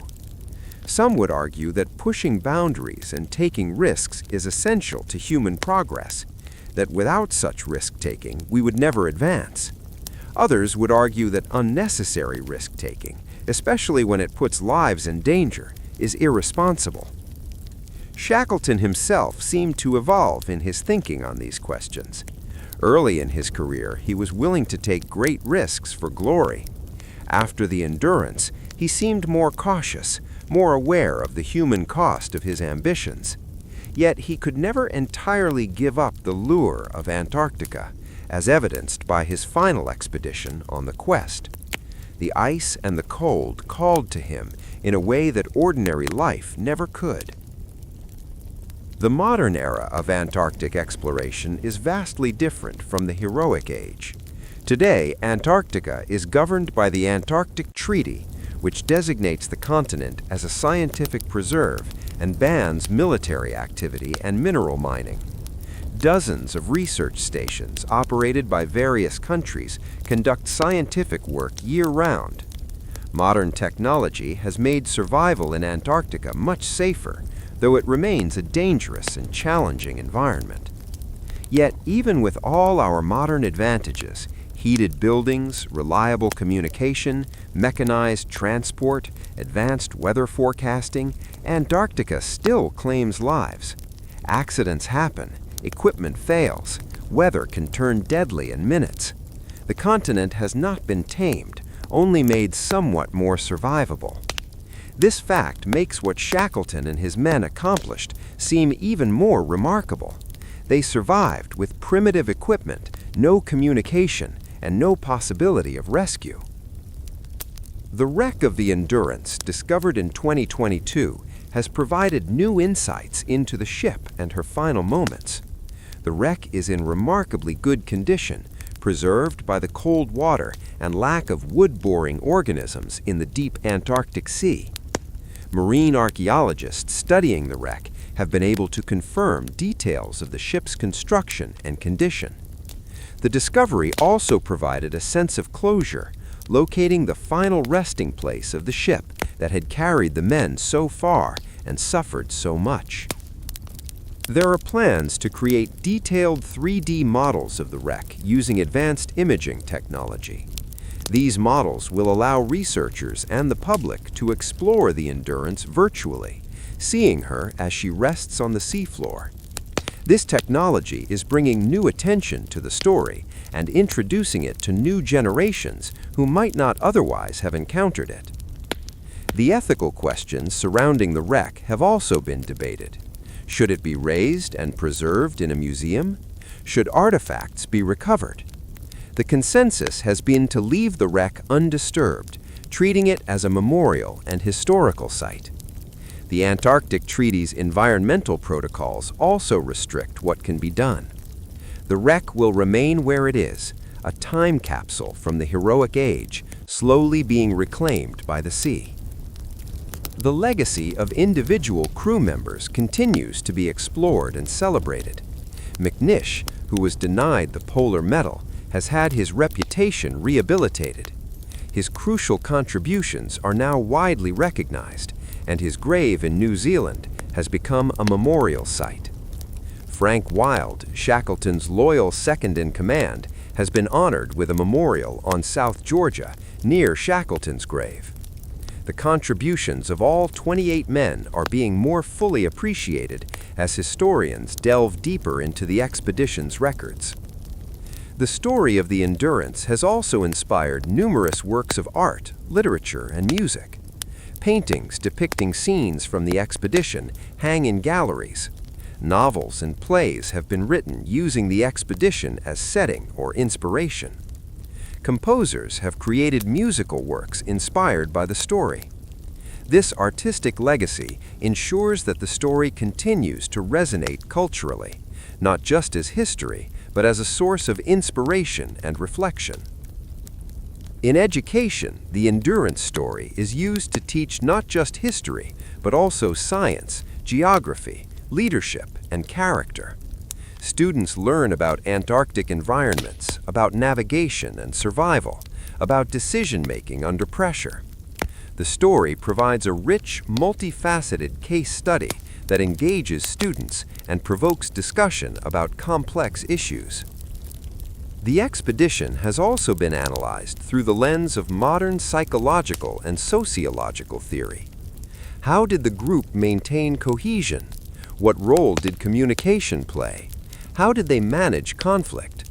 These questions are relevant not just to understanding the expedition, but to understanding group dynamics more broadly. The Endurance crew unwittingly participated in one of history's great natural experiments in group psychology. As we reflect on the Endurance expedition more than a century later, what lessons can we draw for our own time? The story reminds us of the importance of resilience in the face of adversity. Life presents us all with challenges, though few as dramatic as being trapped on Antarctic ice. The ability to adapt, to maintain hope, to support each other through difficult times, These are skills that remain relevant. The story also reminds us of the importance of leadership. Not everyone can be Shackleton, but we can learn from his example. Good leaders inspire confidence, communicate clearly, make difficult decisions, and put the welfare of their team above their own interests. These qualities are needed in all areas of life, from families to businesses to governments. The expedition demonstrates the power of human cooperation.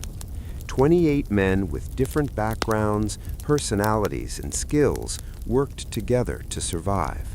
They overcame conflicts and differences because their shared goal, staying alive, required it. In our divided world, this lesson feels particularly relevant.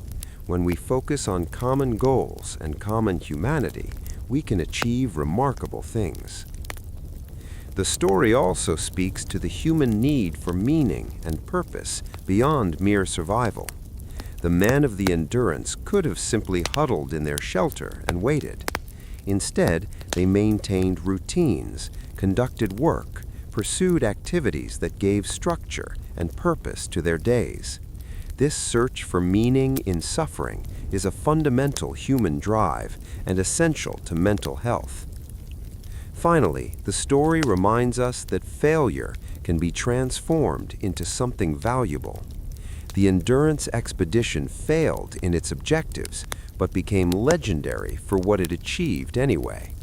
Sometimes our plans fail, our ambitions are frustrated, and we have to redefine success. Shackleton's greatest achievement came not from crossing Antarctica, but from getting every man home alive. That was a success of a different kind, perhaps more meaningful than the original goal. As you let this story settle into your mind, as you drift toward sleep, imagine yourself on that ice, feeling the cold, hearing the wind, seeing your breath freeze in the air. Imagine the camaraderie of shared struggle, the relief of finally reaching safety, the joy of returning home.